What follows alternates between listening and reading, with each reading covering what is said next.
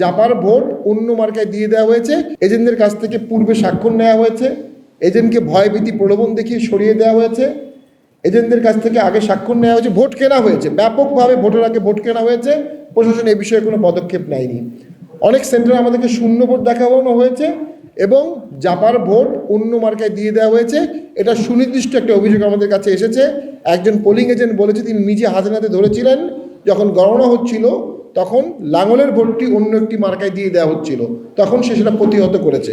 একটি জায়গায় প্রতিহত করেছে, অসংখ্য জায়গায় প্রতিহত হয়নি।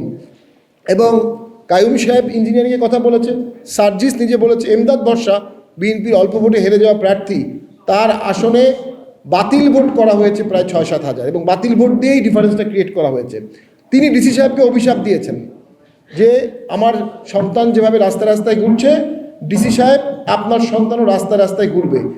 অর্থাৎ এই ভোটের কারচুপি নিয়ে জামাত বলছে, বিএনপির হেরে যাওয়া প্রার্থী বলছে, এনসিপি বলছে, জাতীয় পার্টিও বলছে। এই সামগ্রিক বিচারে ভোটে অবশ্যই কিছু কলুষিত অংশ আছে এবং সবচেয়ে কলুষিত পার্টি হচ্ছে গণভোট। গণভোটে 73 লক্ষ বাতিল ভোট হয়েছে। একটি ভোটে 73 লক্ষ বাতিল ভোট কিভাবে হয়? এবং আমরা আমাদের এজেন্টকে জিজ্ঞাসা করেছি, যখন হ্যানা কাউন্ট হয়েছে তখন সেখানে কোনো এজেন্ট থাকতে দেওয়া হয়নি। তাহলে হ্যাঁ এজেন্ট কে, না এজেন্ট কে, এটা আমরা কি করে বুঝবো?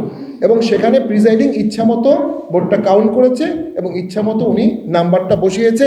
সেখানে কোনো রক্ষা কবচ ছিল বলে আমার মনে হয় না। এবং সার্বিকভাবে ইতিমধ্যে বিএনপি গণপরিষদের শপথ নেননি, যেটি সাংবিধানিকভাবে সঠিক।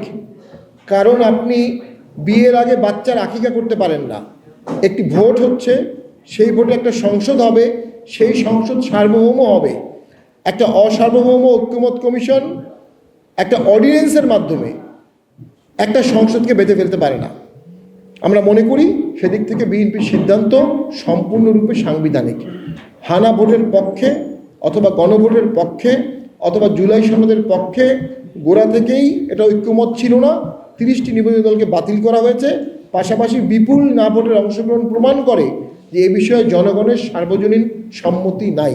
আমরা মনে করি সংবিধান যদি সংশোধন করতে হয় সেটি আবার সংসদের মাধ্যমে করতে হবে এবং বেসিক স্ট্রাকচারে যেসব সংশোধনী আঘাত করবে সেগুলোতে প্রয়োজনে গণভোট হবে। এটা সংবিধানে বিধান আছে। আমরা অনুভব করি সংসদ সার্বভৌম, আর কোনো প্রতিষ্ঠান সার্বভৌম হতে পারে না। আমাদের এই ফলাফল বিপর্যয়ে আমরা মর্মাহত, কিন্তু আমরা যেহেতু দৃশ্যমান ইঞ্জিনিয়ারিং আনফেয়ার অ্যান্ড করাপ্ট প্র্যাকটিসের ভিকটিম হয়েছি, রাষ্ট্রীয় ভিকটিম হয়েছি, আমরা এতে অবশ্যই আশাহত না। আমরা মনে করি জাতীয় পার্টি ঘুরে দাঁড়াচ্ছে। ইউএফটি ফার্স্টের সাথে ট্রেড করুন যে কোনো জায়গা থেকে, ক্যাম্পাসে ক্লাসের ফাঁকে, ঢাকার জ্যামে বসে কিংবা ঘরে বসে। ট্রেডিং এখন হাতের মুঠোয়, তাই ট্রেড করুন যখন খুশি, যেখানে খুশি।